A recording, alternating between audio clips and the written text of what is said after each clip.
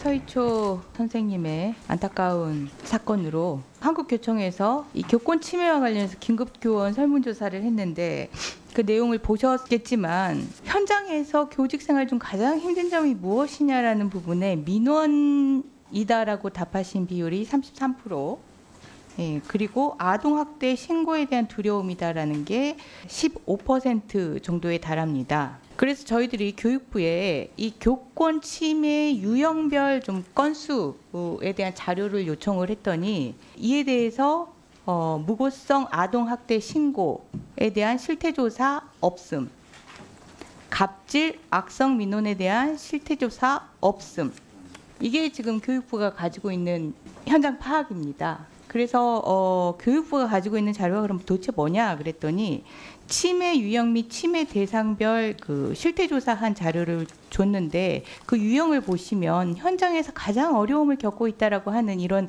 무고성 아동학대 신고나 갑질 악성 민원은 이러한 이 유형에 들어가 있지도 않습니다.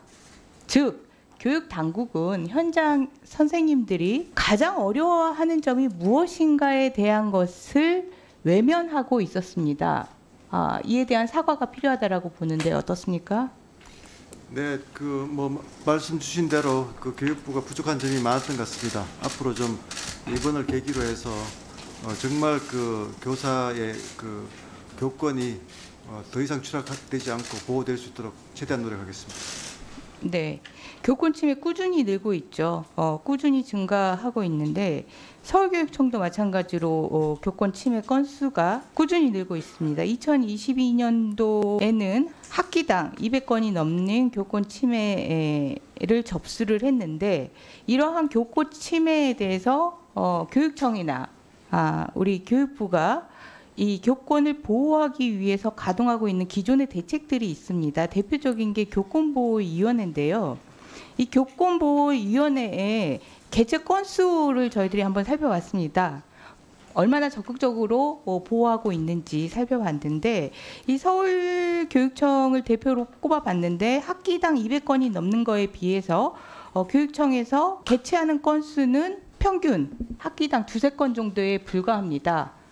보호조치가 전혀 가동되지 않고 있다라고 판단해도 과언이 아니라고 생각하는데요.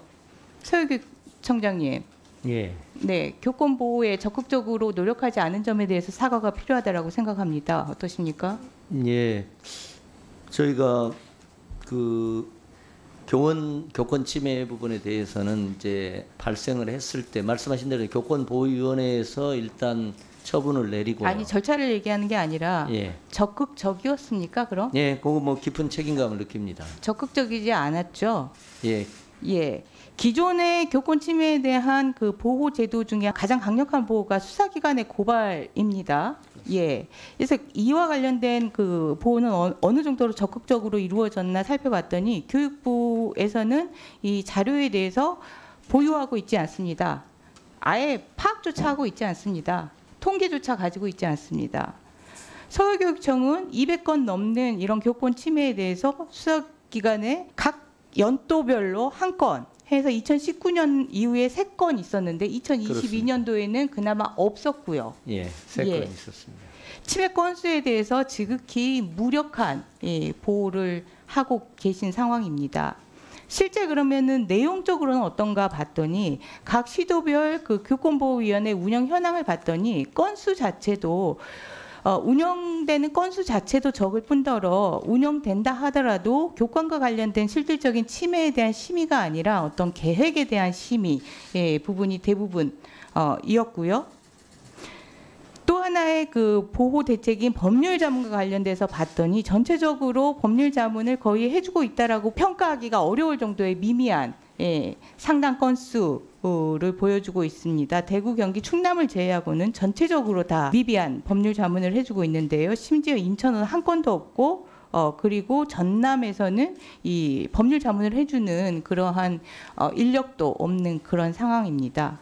교권보호위원회가 그럼 침해 행위를 얼마나 심도 있게 판단하느냐 그 내용적으로도 좀 살펴봤더니 이 학교 폭력에서도 제가 지적을 했는데요. 그 심의 기준이 심각성, 지속성, 고의성이고 점수만 이렇게 나와 있습니다. 매우 높음부터 낮음까지 그냥 위원들이 알아서 점수로 주는 겁니다. 뭐가 심각한지, 뭐가 지속성이라고 봐야 되는 건지 그 내용에 대한 예시가 없습니다. 이렇게 횟수로도 그 내용적으로도 정말 유명무실한 보호 대책을 펼쳐왔다. 이 부분에 대해서 교육부 장관님, 서유식 교육감님, 교육 당국을 대표해서 두 분 사과하셔야 된다고 생각하시는데 어떻습니까?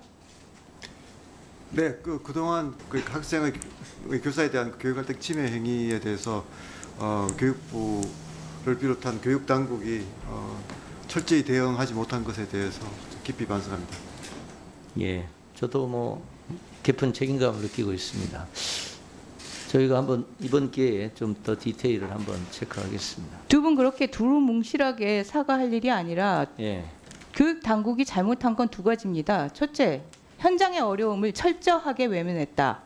둘째, 대책이라고 만들어 놓고 유명무실하게 운영했다. 이 두 가지에 대해서 정확하게 반성하고 사과하는 것이 이 현안 회의의 출발점이라고 저는 생각합니다.